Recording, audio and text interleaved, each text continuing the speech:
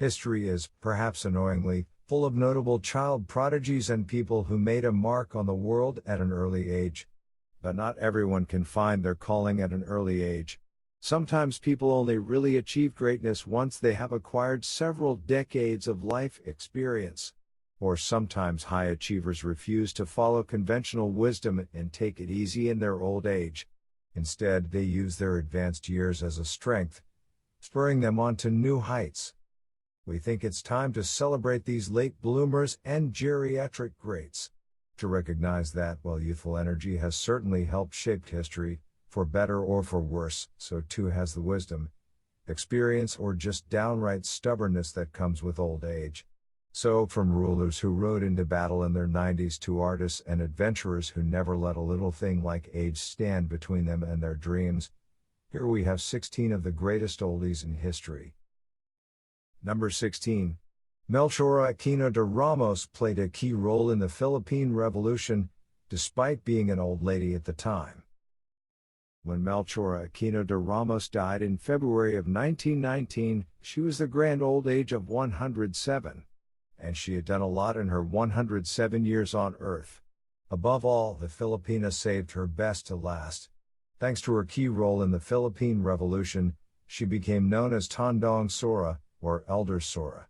Or, to others, she was simply the grand woman of the revolution, and to this day she is remembered with affection in the Philippines and is widely held up as proof that acts of great bravery and resistance aren't solely the preserve of the young. Number 15. Laura Ingalls Wilder released her first book aged 66 and went on to sell millions in her 70s. The story of Laura Ingalls Wilder gives hope to struggling writers everywhere. The American may well be one of the best-selling authors of all time, but she was no overnight success. In fact, when she published the first of her hugely popular Little House on the Prairie series in 1932, she was 66 years old. She would release a further 7 between then and 1943. The books brought her fame and fortune and have remained popular ever since. Indeed, the Little House books have been translated into 45 million languages and sold an incredible 60 million copies. Even though she only found success as a novelist late in life, Wilder had in fact been writing professionally for more than 20 years before the release of her first bestseller.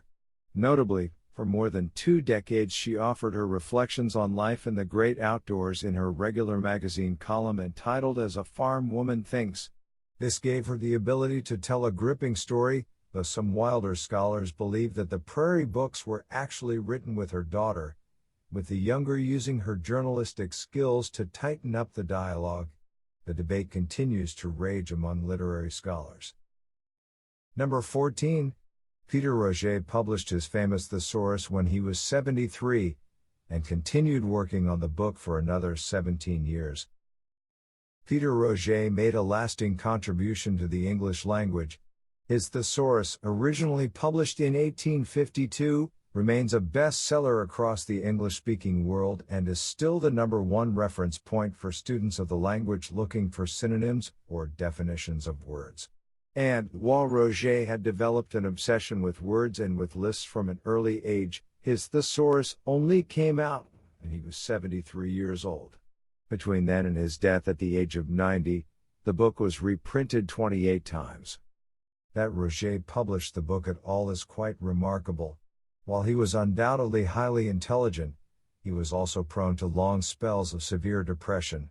Indeed, it's believed that he began writing his Thesaurus as a coping mechanism, to distract him from the stresses of his day job as a medical researcher, and to take his mind off a long list of family tragedies.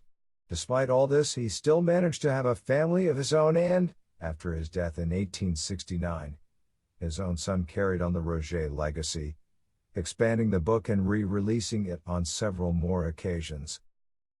Number 13. William IV Baldwin had a full, fascinating life and celebrated turning 82 by walking a tightrope over a canyon. Most people celebrate their 82nd birthdays by having a relaxing, carefree day. But IV Baldwin was no ordinary man. He lived for thrills and adventure. From an early age, he pushed himself to the limit, first as a balloonist and then as a high-wire performer. And it was the latter passion he carried on into old age. Indeed, to mark his 82nd birthday, he walked a tightrope strung 125 feet above the South Boulder Creek Canyon in Colorado. Remarkably, despite his advanced age, he made it safely across the gap, yet another landmark achievement in his remarkable life. Baldwin was just a young boy when he ran away from home and joined the circus in 1877. His short stature and lightweight frame made him an ideal balloonist. To the amazement of the paying crowds, he would take to the skies and pretend to fall from the rising balloon, only to open up a hidden parachute and float back down to earth. His skills won Baldwin the attention of the U.S. Army, and he was commissioned to fly above enemy troops during the Spanish-American War. Here he became the first American aviator to be shot down.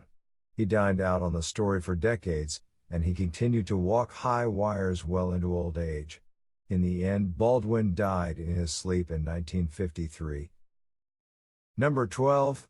Grandma Moses was the ultimate late-life success story, only finding success in the art world after she turned 78. Soon after the art career of Anna Mary Robertson Moses took off, she gained the nickname Grandma Moses, and perhaps understandably so. After all, she was 78 when she started to paint seriously, even if she had harbored a passion for art and high culture for decades beforehand. Not only did she gain popular acclaim in her 80s and 90s, she also won critical acclaim. Her works were admired by New York critics and Midwestern housewives alike. She became a geriatric celebrity and to this day is held up as the ultimate example of enjoying success in later life. Born in Greenwich Village in 1860, Moses spent most of her life as a housewife and housekeeper. Her time in the countryside meant she mainly painted scenes of rural life. At times, her employers encouraged and supported her hobby, and then, when she reached her late 70s, Moses dedicated herself full-time to her paintings. She created 1,500 canvases over the course of 30 years. At first, she sold them for $5 each, but before long, she could charge $10,000 for a single work. In 2006, 40 years after her death, an original Grandma Moses sold for $1.2 million, and many of the paintings she did in her 80s still hang on the walls of galleries across America. Number 11. Benjamin Franklin didn't let old age slow him down, only retiring from American politics when he was 84. Founding Father Benjamin Franklin had no time for people who did nothing in their later years. Indeed, he famously quipped, "Many people die at 25 and aren't buried until they are 75. For his part, Franklin was only getting started when he was in his mid-20s. The polymath channeled his youthful energy into his writings and business ventures, with his numerous inventions and publications making him a wealthy and influential man before he reached the age of 30. It was only after he turned 50 that he turned to politics, and then he had to wait 20 more years until the high point of his life, the signing of the American Declaration of Independence. Several of the founding fathers were shockingly young when the landmark document was signed in 1776. James Monroe, for example, was just 18 years old, while Alexander Hamilton had only recently turned 21. Franklin, however, was the true elder statesman. He was 70 when he put his name to the paper, and he wasn't done there. In 1785, at the age of 79, Franklin assumed the position of governor of Pennsylvania, a position he would hold until 1788. He died just 2 years after retiring from politics, aged 84. Number 10. Philippe Pétain agreed to become the Nazis' puppet ruler in occupied France when he was 84 years old. When he turned 80, Henri-Philippe Pétain almost certainly felt his chance of leading his country had gone for good.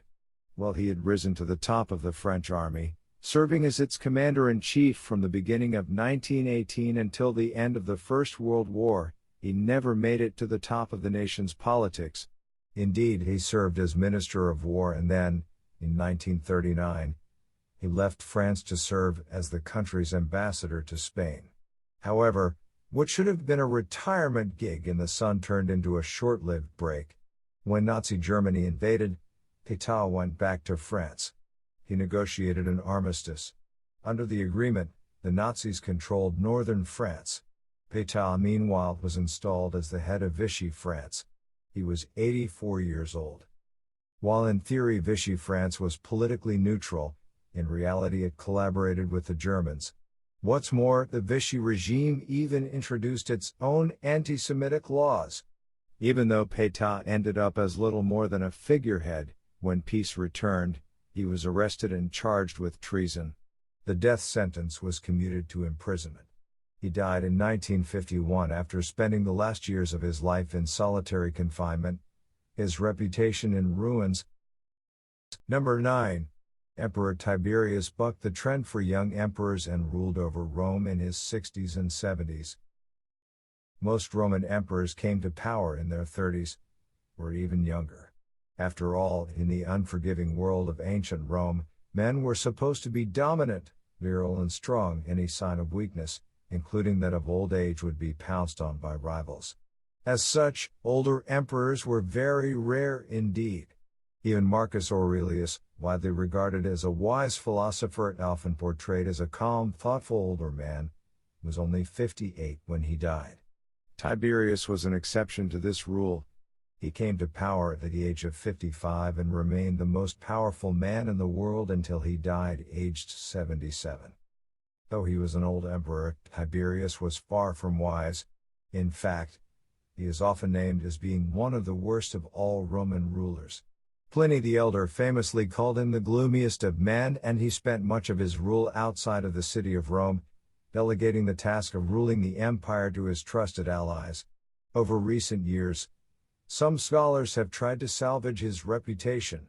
According to his fans, Tiberius was nowhere near as disinterested or depraved as his critics have long maintained. After all, they argue, he left the empire not only solvent but stable too, something his successor, the much younger Caligula, placed in jeopardy almost straight away. Number 8. Doge Enrico Dandolo may have been old and even blind, but that didn't stop him going to war in his 90s. Enrico Dandolo became the Doge, or leader, of the Republic of Venice in the year 1192. He was 85 years old when his father finally died. Enrico inherited the position and, far from taking it easy, threw himself into the role. Above all, he set his sights on making Venice the leader of the Christian world. He clamped down on foreigners living in the watery city, making them register or simply leave. The octogenarian also worked tirelessly to codify Venice's complex traditions and laws, plus he is credited with restructuring the Venetian currency. Most remarkably of all, when he was in his 90s, Dandolo launched the Fourth Crusade, aimed at conquering Muslim Egypt. Despite also being blind following an accident when he was in his 60s, the elderly ruler led the mission in person. He even joined his troops on the field of battle, driving his men on through a shower of Byzantine arrows. Dandolo's men would become the first foreign force to breach the walls of Constantinople. He was buried in the city he conquered when he died there in 1205. A marker for his tomb can still be seen in the famous Hagia Sophia Museum in modern-day Istanbul. Number 7. Oskar Swan holds the record for being both the oldest Olympian and the oldest Olympics medal winner. The modern Olympic Games were modeled largely on the original Greek Games. These ancient contests celebrated youthfulness, strength and power above all else. But the modern Games also offer chances for older athletes to shine. And Oskar Swan was the ultimate proof that age is not always a barrier to sporting excellence. The Swede competed in 3 different Olympic Games, winning 6 medals, including 3 golds. Notably, he made history at the 1920 Summer Olympics. Here in the city of Antwerp, Belgium, he became the oldest person to ever take part in the Games. He was 72 years old. Swan learned how to shoot on the family farm. And he was a seasoned shot and a 60-year-old gentleman when he took part in his first Olympics in 1912. He returned for the next Games and then for a third time, never letting his age of failing eyesight stop him from competing. As well as picking up medals for individual shooting, he also competed with his son, Alfred Swan, in the team event. Swan Sr. not only holds the record for the oldest ever Olympian, he also remains the oldest ever medalist. Neither record is likely to be broken anytime soon. Number 6. William IV of England only stepped up to the throne at the age of 64, and his old age made him a mellow monarch. As the third son of King George III of England, William never expected to one day inherit the crown. After all, his father had two healthy heirs, and they would produce heirs of their own. As such, he embraced the playboy lifestyle. Born in 1765 as a young man, he enjoyed all the benefits of wealth and privilege without being burdened by the responsibilities that came with wearing the crown. He loved sailing and saw the world with the British Navy. He also had a long, passionate relationship with an actress, Dorothea Jordan. Together, they had 10 children, all of them born out of wedlock. All this changed in 1830, however. With the death of George IV, William became king. He was 64 years old. While his father and brother had lived extravagant lifestyles, the new King William IV had simpler tastes. He insisted on a modest coronation and tried to keep out of politics as much as possible. When he did interfere, it was usually for the best. Under him, slavery was abolished in most of the empire and conditions for the poor were improved. William died in 1837 at the age of 71. His niece Victoria succeeded him and would become one of England's greatest ever monarchs. Number 5. Pope Gregory XIII may not have been the oldest pope in history, but the octogenarian pontiff was one of the most influential. Born in 1502, Ugo Boncompagni didn't even join the Catholic Church until he was 40 years old. Prior to that, the Italian had studied law and then worked as a professor at the prestigious University of Bologna. But it was this professional experience which meant that, when he finally did take his holy orders, his ascent was swift and seemingly unstoppable. Pope Paul III recognized his talents straight away and gave him a series of increasingly influential positions within the Vatican. Paul IV made him a commissioner for church reforms, and then, at the age of 63, Boncompagni was made a cardinal. When he finally made it onto the papal throne and named Pope Gregory XIII, he was 73 years old. While he may not be the oldest man to take on the seat of St. Peter, Clement X was 79 when he became leader of the Church, and, more recently, Benedict XVI was 78 when he was named Pope in 2005. He was probably the most influential of all elderly pontiffs. Above all, Gregory XIII is best remembered for revamping the calendar with the introduction of leap years. The Gregorian calendar, which he introduced when he was in his 80s, remains the global civil calendar to this day. Number 4. Noah Webster was 69 years old when he released his famous dictionary, and he spent the rest of his life updating it. Noah Webster had a lifelong passion for language. So much so, in fact, that when he released his landmark dictionary in 1828 he was 69 years old. Of course, he fit a lot into the preceding 7 decades. Born in 1758, he worked as a writer and editor for the founding father Alexander Hamilton. He also served in the Connecticut House of Representatives and played an influential role in laying the foundations of the abolitionist movement, campaigning against the evils of slavery in his home state. However, it was his book, An American Dictionary of the English Language, that was his greatest achievement. The work, which was published 22 years after his first attempt at producing a dictionary, made Webster's name. What's more, it kick-started a late career as the country's go-to guy for language matters. Webster played a key role in the creation of the Copyright Act of 1831, and he was working on an updated version of his celebrated book right up until his death at the age of 84. The modern Merriam-Webster dictionary and continues to be the #1 reference point for students across the United States. Number 3. Colonel Sanders endured a lifetime of setbacks to finally strike it rich when most people his age were retiring. While many people retire from work at the age of 65, Harlan David Sanders was just getting started. The American businessman had spent 50 years trying to earn his fortune. Born in 1890, he had a wide range of jobs as a young man. However, he never took to the insurance business or to pumping gas. When the rest of the country was struggling through the Great Depression, Sanders set up a roadside diner and patented his secret recipe. And even when he was forced to close his first restaurant and rely on Social Security checks to get by, Sanders used his experience to bounce back.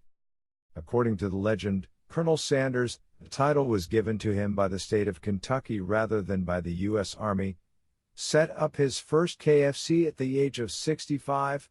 Recognizing the potential of the franchising model, he oversaw his company's rapid expansion across the United States. By the time he turned 70, he was a rich man. And at the age of 73, he sold KFC for $2 million. Even then, the colonel had no plans to retire and play golf. For years, he traveled the country, serving as a well-paid ambassador for KFC. Towards the end of his life, however, Sanders became highly critical of the brand he set up. Number 2. Winston Churchill was only forced to quit politics at the age of 89 and even served as prime minister in his 9th decade. Having led his country to victory in the Second World War, Sir Winston Churchill would surely have been entitled to take it easy and enjoy a comfortable retirement. However, ever the statesman and missing the action of frontline politics, he decided to make a comeback in old age.